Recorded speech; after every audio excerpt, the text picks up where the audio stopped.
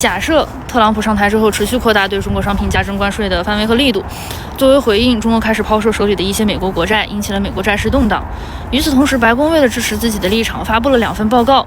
一份声称中国通过跨国收并购等方式干扰半导体产业，另一份声称自己被中国窃取的知识产权价值1.23万亿美元，并要求中国全额赔偿，否则将继续加大对华为等相关公司的制裁力度。随着制裁不断升级，外国黑客激活了美国3大银行网络的恶意软件，成千上万的账户信息被永久删除了，这些人破产了。特朗普的军事顾问建议通过空袭摧毁所有已知的中国网络部队，但是为了避免直接开战，特朗普命令军方采用尚未公开的隐形无人机进行空袭。结果中国不但知道有隐形无人机，还知道他们部署在日本的加手纳空军基地。于是在确认本次袭击来源于美国之后，中方决定向加手纳发动导弹袭击。不明真相的日本群众强烈要求他们的政府和美国盟友对这次袭击做出回应。至此，事件已经超出了北京和华盛顿的控制，贸易战升级为了太平洋战争。这是曾担任美国助理国防部长的格雷厄姆·艾里森在他的注定一战中设想的一种关于中美开战的可能。事实上，2000多年前，雅典和斯巴达就是这么打起来的。崛起的雅典城邦影响到了斯巴达在希腊的主导地位，于是经过了一些小摩擦之后，他俩打了30年仗，把希腊的黄金时代打向了终结。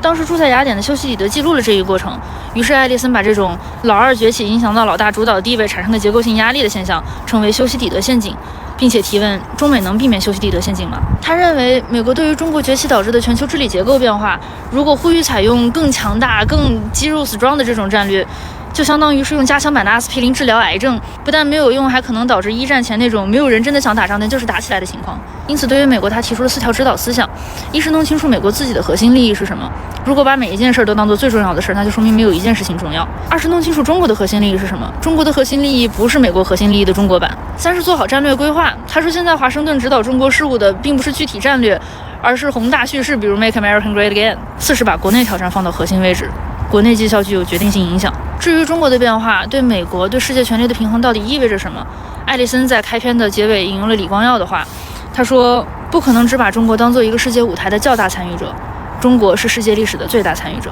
我是燕子，下期见。